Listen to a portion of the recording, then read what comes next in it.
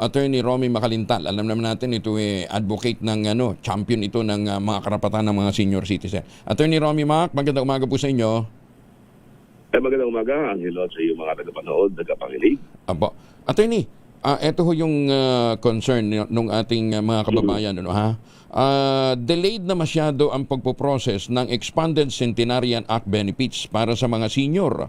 Yung mga nag-birthday ng 80, 85, 90, 95. Yung 10,000 cash gift na ibinibigay naman ng NCSC, kadalasan lagpas na ng 8 months after ng application for benefits na nag-file. Pero sabi ng NCSC, maraming lugar undelayed kasama ng Quezon City. Yun daw pong mga na-process noong pang February or March ng 2025, ang payout na po ay sa June 2026 pa. Are there similar concerns sa ibang lugar na may pinaparating ho sa inyo? Attorney? Ay talaga, Angelo, mabuti na pag-usapan natin yan ngayon. Kasi marami talaga yung mga nagreklamo sa akin. Marami na nagte-text tungkol sa bagay na yan. Kaya nga ako nananawagan doon sa ating Senior Citizens Party List, yung nandyan sa Kongreso. Siguro dapat magpatawag sila ng immediate na hearing tungkol sa bagay na ito. Ipatawag ang mga concerned agencies. Bakit inaabot ng mahigit na 6 na buwan bago matanggap ang kanilang mga benefits na ito? Ito naman ay budgeted na. Nasa budget naman yan. Bakit gano'n ang nangyayari? Kasi, alam mo, sinasabi ko lang sa mga senior citizens na darating ng 80, 85, 90, 95 na siguro mga 6 months before mag-apply na sila para at least pagdating lang ng sapat na edad na yon ay ando na kailang mga benefits. Pero ang dapat dito talaga ay magkaroon ng isang congressional hearing para ito'y matalakay. Hindi, pero ano nagiging cost daw ng delay, attorney? Hindi ko alam kung anong nagiging cost ng delay. Maaari siguro noong 2024, kasi noong 2024 lamang nagsimula yan. Noong March 2024. Nung magsimula noong March 2024, wala pang budget yung noong panahon yun. Kasi ang budget yan noong March 2023, hindi nakasama yung 2024 na mga beneficiaries niyan dahil sa hindi pa naman batas noong panahon yun. So yung March 17, 2024 na mga tatanggap noon na naging 80, 85, 90, 95, sila ang first batch pero sa 2025 sila tumanggap. Okay. Na-budgetan na nga po yun eh. Nasa GAA yun eh. Iyo, sabi ko nga, na-budgetan na yan. Na maging isa para sa 2025 na budget na rin yan. Para sa ngayon 2026 may budget na rin yan. So hindi na dapat ka ako magkaroon ng delay. Hindi ko malaman kung ano yung nagiging cost ng delay. Computerized naman tayo. Napakadali namang ilagay sa computer, di ba? At malaman kung paano na ibibigay ka agad yan. Ang mga senior citizens naman ngayon ay maagap naman sila na nag-a-apply.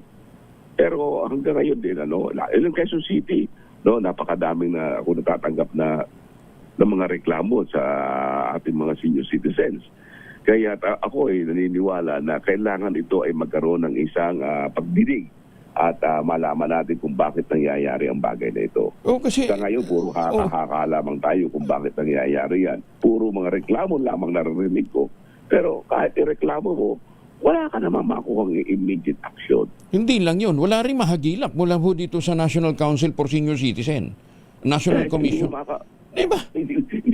Hindi natin malaman kung paano ang mga dahilan.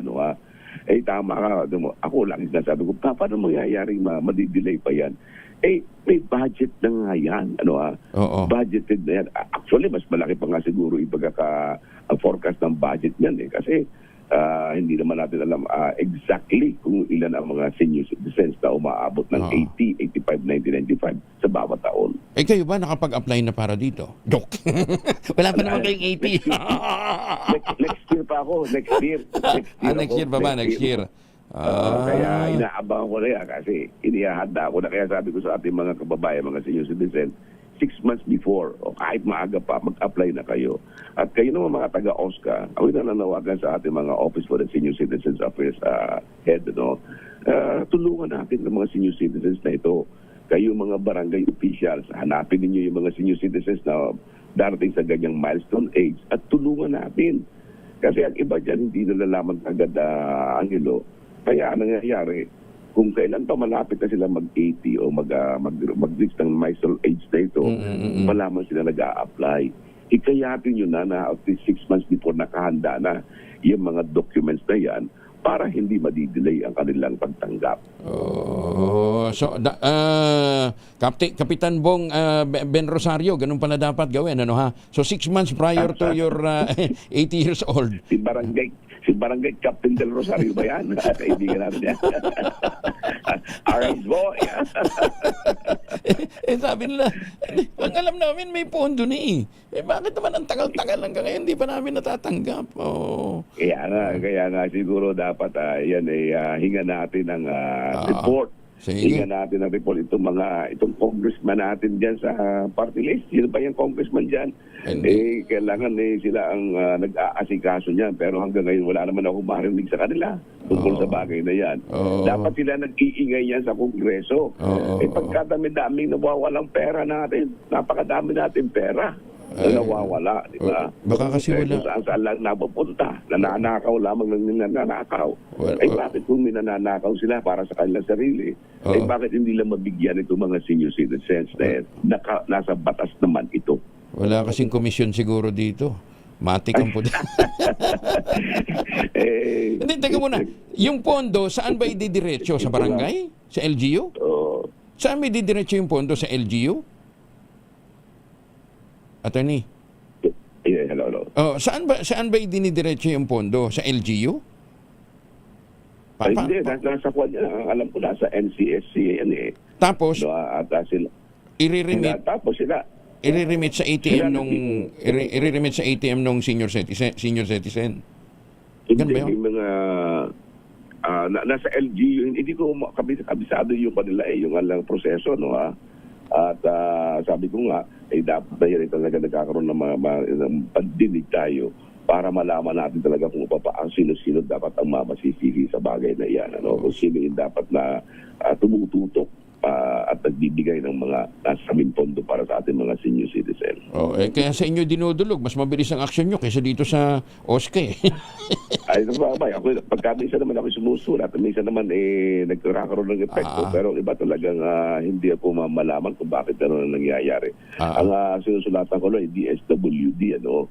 Pero ngayon nga, ay sinasabi nag-transfer na sa National Commission for Senior Citizens, hindi naman magkaroon agad ng sapat na aksyon ako nakikita. Sige. Kaya ako nananawagan sa ating mga kongresista na tingin naman ninyo ito, magkaroon kayo ng hearing sa bagay na ito para malaman kung sino talaga ang mga persons responsible at bakit nawawala bakit na-delay ang pondong yan. Ganun napakadami nating pondo na nananakaw naman, bakit naman ito yung nadi-delay? Sige po.